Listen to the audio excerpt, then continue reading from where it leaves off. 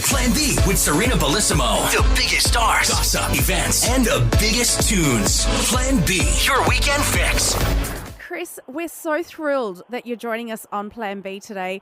You are part of a very elite group. There's only been about 500 people who have been to space. I think when you applied to become part of the space program, there were 5,000 people going for the 4 spots. Did you ever truly believe that one day it could be you walking in space? No, it was sort of the other way around. I set it as like my dream goal. I kind of long ago said, boy, if everything just went perfectly, then that's what I would love to do.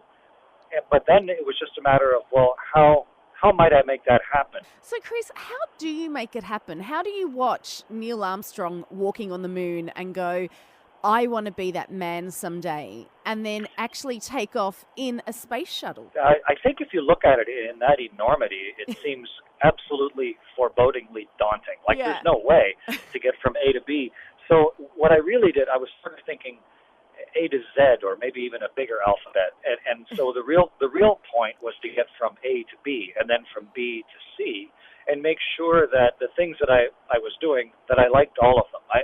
I was never saying, boy, I hate what I'm up to, but someday I might get to do something that I like. Yeah. What I did instead was I said, how does this sort of help herd the flock of sheep that is my life? How am I helping to herd the whole messy thing along in a direction that might someday also lead to what I'm dreaming of?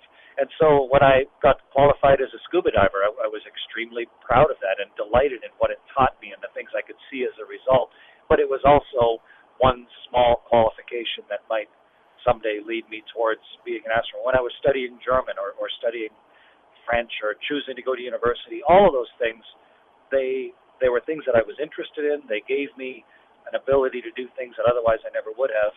And amazingly enough, when finally a Canadian space agency was formed and they asked the whole country who might want to be an astronaut, because of all those things that I'd done, I could stick my hand up sort of the highest. And as you say, out of 5,300 people that applied, they chose me amongst the 4. So to me, I deliberately loved all the little decisions along the way, and amazingly enough, they all came together to take me to space 3 times. Well, let's talk about the experience. Let's talk about you putting on that spacesuit for the very first time. What was that like? It's hard to convince yourself that it's real. Yeah. Especially if it's something you've been dreaming of forever, because you've visualized it. And also, as an astronaut, we practice things and simulate them in excruciatingly accurate detail countless times. That's the only way that we can hope to succeed, because the actual tasks themselves are very complex, and you only get one try, and they have a high degree of danger. So how do you get ready for things like that? And it only comes through extremely meticulous preparation and simulation. So when the day actually comes that you are, as you say, putting on your spacesuit, it feels familiar, but it feels so familiar that it's hard to admit to yourself the big difference is today that this is real. This is actually the day that it's going to happen. It becomes a day where you pinch yourself constantly to remind yourself not to miss it, because it is the day of dreams. And what are you thinking as, you've buckled into the shuttle, you're hearing the countdown in your ear, you're hearing the engines roar, and then you start to take off. What is going through your mind? Mostly it is all of the things that you're responsible for, because we don't ride rocket ships, we fly rocket ships. We are absolutely critical and intrinsically involved in safely guiding that ship up to orbit, and the speed with which things can go wrong is staggering. And in my first flight was in the American Space Shuttle, and it had about 500 switches and circuit breakers in the cockpit right next to you, all of which had a purpose that you might have to immediately respond with. And so trying to learn the incredible complexity of that ship, and then recognize subtle malfunctions and failures so that you could do the right thing at the right time. It took years and years of extremely detailed preparation, more so than than a university degree just to get ready for the 9 minutes of launch. But meanwhile, the 9-year-old boy that watched Neil and Buzz walk on the moon, and it's gleefully yelling and running around the cockpit at the top of its lungs, just noticing what a good time you're having. Yeah. But you are as focused as any human being can be. Chris, you are the most celebrated astronaut since Neil Armstrong. And that's probably because, since I suppose there's been a lot of missions between Neil and yourself, but we've never felt as involved in a mission as we have been when you were up there. Was it a conscious decision for you to communicate with us so much and make us feel like we were part of that journey? Yeah, I think it was a combination of a conscious decision on my part, but also of the improved technology that exists.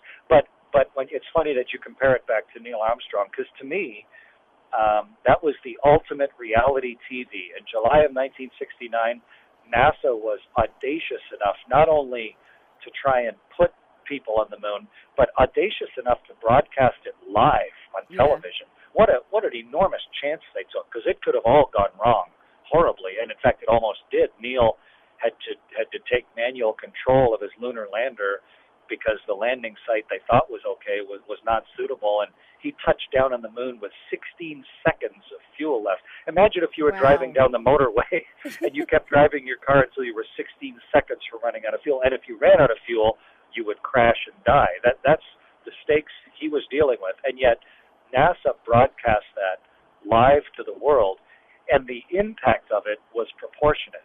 The billions of people that were aware of it, and the millions and millions that it inspired, himself included. There were more PhDs per capita in a couple years following the moon landing than there have ever been since. And so I think for me, it just set the standard. If you're going to do something complex and rare, and you should use whatever technology exists to try and share it. Now, I know you're really busy up there and you do get a chance to interact with home and interact with us via Twitter, but can it be lonely? I flew in space 3 times on the Russian space station, and then short and long duration on the International Space Station, and I was not once for a second lonely. I read a quote actually last week in the paper that said Los Angeles is the loneliest place on Earth. And I'd made that observation in my mind that the loneliest people I've ever met live in the middle of cities. Yeah. And I'd never met a lonely farmer. And so I think I grew up on a farm. So I think loneliness is psychological, not geographical.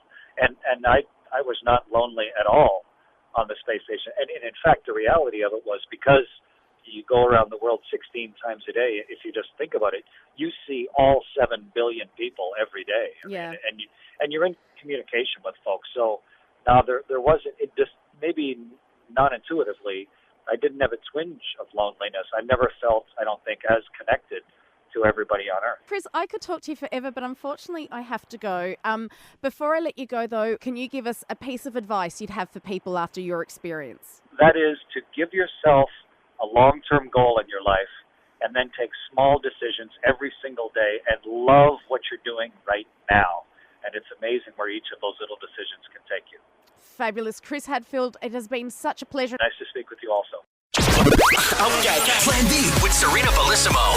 Your weekend fix. Number one for music and entertainment. Spin 103.8.